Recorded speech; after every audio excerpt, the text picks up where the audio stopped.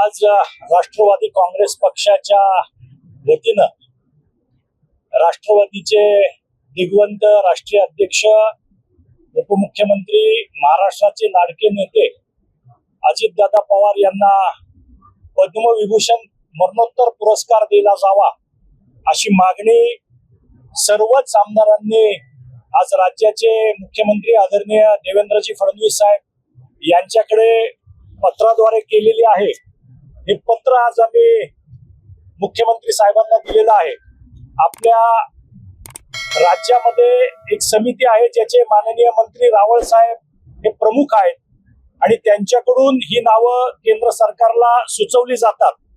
तर दादांचं महाराष्ट्रामध्ये जे काम होतं, महाराष्ट्राच्या जडणघडणीमध्ये आणि देशाच्या जे कोणत्या राजकीय पटलावरती दादांनी जे अतुलनीय असं योगदान दिलं होतं, त्या योगदानाचा आणि या महान नेत्याच्या स्मृतीला कृतज्ञतापूर्वक उचित असं अभिवादन करण्याच्या हेतूनं राष्ट्रवादी काँग्रेस पक्षाच्या सर्वच आमदारांनी मग विधानसभेतील असतील, विधान परिषदेतील असतील, यांनी हे पत्र मुख्यमंत्री साहेबांकडे दिलेलं आहे।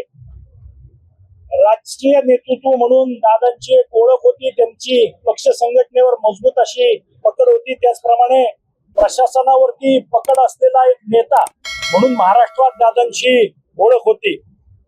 शेतकरी आणि सहकार क्षेत्रामध्ये दादांचं मोठ्या प्रमाणावर काम होतं, त्याच्यामध्ये त्यांचं मोठं योगदान होतं आणि या महाराष्ट्रामध्ये जनकल्याणाच्या योजना आणण्यामध्ये सुद्धा दादांनी पुढाकार घेतला होता। तळागाळातील माणसांना या शासकीय योजनांचा लाभ मिळावा याच्यासाठी दादा नेहमीच आग्रही असायचे।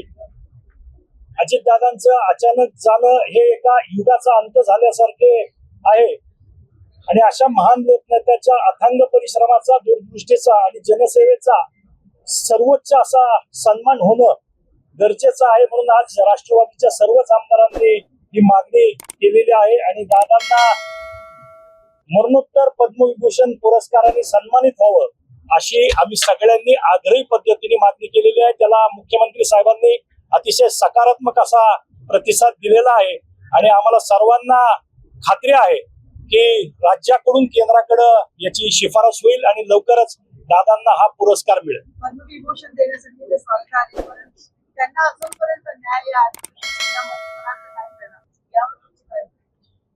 सरकार या संदर्भात अतिशय गंभीर आहे।